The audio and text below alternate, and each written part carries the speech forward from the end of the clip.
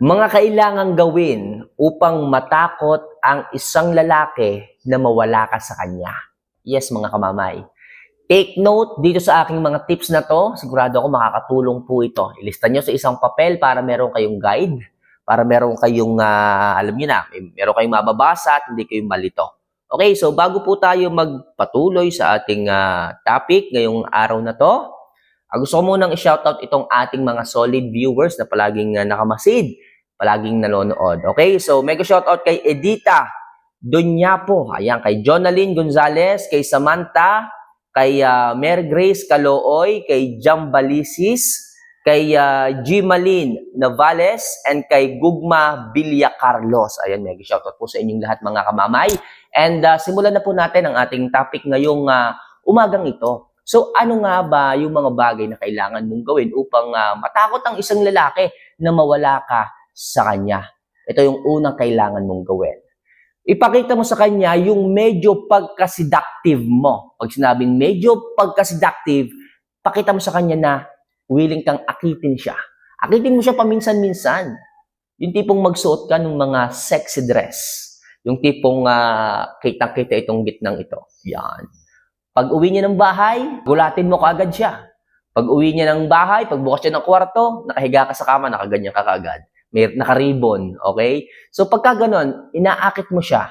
Malamang sa malamang, matutuwa ang isang lalaki. Sapagkat ang mga lalaki ay mga lalaki. Pakita mo sa kanya na nag-e-effort ka. Maligo ka kaagad. Magsuot ka agad ng see-through damit. Sigurado ako mga kamamay, yung pagiging seductive mo pagdating sa kanya, hanapin niya ng isang lalaki. Yung iba nga dyan okay?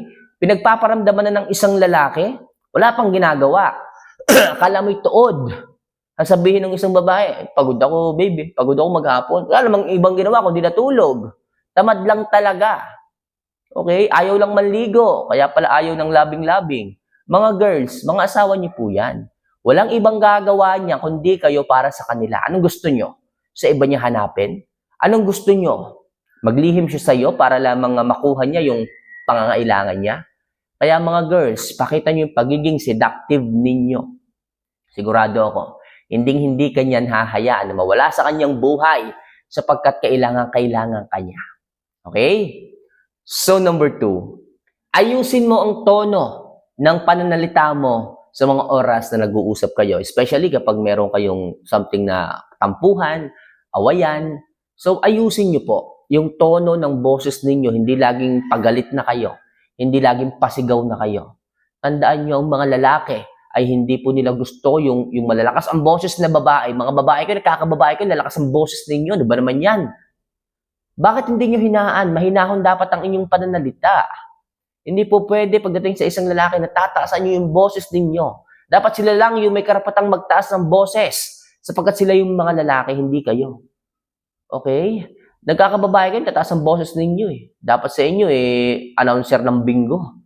Hindi ganon. Kung hindi naman kayo announcer ng bingo, dapat mahinahon kayong makipag-usap. Lalo na kung kayo man is may pag-aaway, may pagkakatampuhan. Learn how to mild your voice. Makakatulong po yun mga kamamay upang isang lalaki ay hindi kaiwanan. O matakot ang isang lalaki na maghanap ng iba. Kasi nakaka-contribute din po sa isang lalaki kung palaging nang nakakabingi ang boses mo. Kung laging ratatat ka ng ratatat. Kung laging putak ka ng putak, nakakabingi. Ayaw namin ng ganyan mga girls. Kaya please, hanggat maaari, lower your voice. Maging mahinahon sa pakikipag-usap. Okay? Kami nga mga lalaki, stress na sa trabaho, tapos pagdating ng bahay, mas i-stressin nyo pa. Nakakabingi ang inyong mga boses. Kapag ganun mga kamamay, ano ba mangyayari sa inyong relasyon? Lalo kang titiisin ng isang lalaki, kaya ang ibang lalaki nagpapaalam Umuwi ng bahay, stress, tapos sobrang lakas pa ng boses ninyo, lumalabas ulit ng bahay, nagpapalamig. Gusto niyo ba yon? Sa halip na ang isang lalaki pag uwi ng bahay, merong isang babae na kakausap sa kanya ng mahinahon. Merong isang babae na makikinig sa kanya. Di ba kasarap ng ganun? Yung magpapakalma sa kanya. Hindi nangyayari, stress na sa trabaho, pagdating, lalo nyo pang gagalitin. Ano pang gagawin ng isang lalaki? Baka lalo kayong iwan ng mga yan. Baka hindi matakot na mawala kayo sa buhay ng mga yan. So, kaya mga kamamay, kailangan palaging maging maayos ang tono ng pananalita ninyo. Okay? So, next. Hanggat maaari, huwag mo palaging bibigyan ng stress ang isang lalaki. Yes, mga kamamay. Nakakatulong po ito upang hindi ka talaga niya bitawan. Nakakatulong ito para mas ingatan ka niya, para matakot siyang mawala ka. Huwag mo siyang dagdagan palagi ng stress. Kung palaging problema na lang ang dinadala mo para sa kanya, malamang sa malamang darating ang panahon na mananawa yan sa'yo. Bakit pa siya nag-asawa kung puro stress lang din naman palang ihahatid mo sa kanya? Okay, bakit pa kayo naging magjowa kung puro problema lang din naman ang ihahatid mo sa kanya? Kaya nga kayo pumasok sa isang relasyon, mga kamamay, para maging maalwan ng buhay, para maging panatag ang isipan, para bumuo ng pamilya at maging masaya. Paano na lamang kung bumuo kayo ng pamilya tapos puro stress na lang ang inihahatid mo sa kanya? Ano ba mangyayari sa inyong dalawa? Baka mamaya makapag-isip-isip yan. Mabuti pa sigurong iwanan ko tong babae na to. Dagdag lang ng isipin. Dagdag lang sakit sa ulo to Puro katoksika naman ang ginagawa. Sa halip na magiging tahimik ang buhay ko, lalong gumulo Puro problema, di ba? Gusto niyo ba yon? Mga girls, huwag niyo masyadong stress ang isipan ng isang lalaki. Marami ng problema yan, huwag niyo nang dagdagan pa. Kung gusto niyo na matakot ang isang lalaki, na mawala kayo sa buhay nila, dapat puro happiness ang ibigay. Okay? Dapat iparamdam ninyo na nasa inyo ang kanilang kapanatagan. Sa gabi, kailangan pakita ninyo na nakakatulog siya ng maayos, na nakapagpapahinga siya ng maayos. Hindi yung pagkarating niya ng bahay, aawayin niyo pa. Okay? Mga babae, mga girls, makinig po kayo.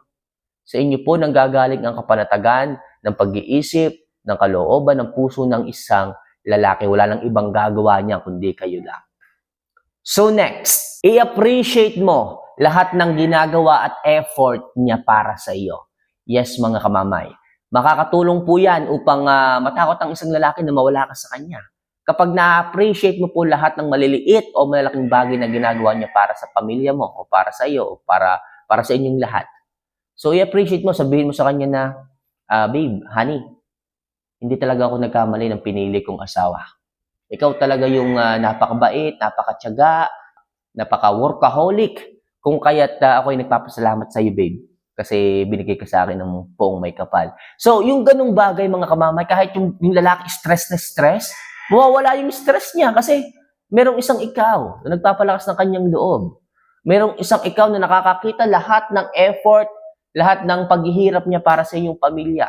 Makakatulong yun. Talagang hindi kayo iwanan ng isang lalaki. Sapagkat napakabihira na po, mga girls, shout out sa inyo, napakabihira na po ng mga babaeng ganyan. Nakaka-appreciate ng effort ng isang lalaki. Kaya please, kung gusto mo na matakot ang isang lalaki na iwanan ka, at mas ingatan ka pa niya ng maayos, appreciate mo siya sa lahat ng mga effort ng ginagawa niya para sa inyong relasyon.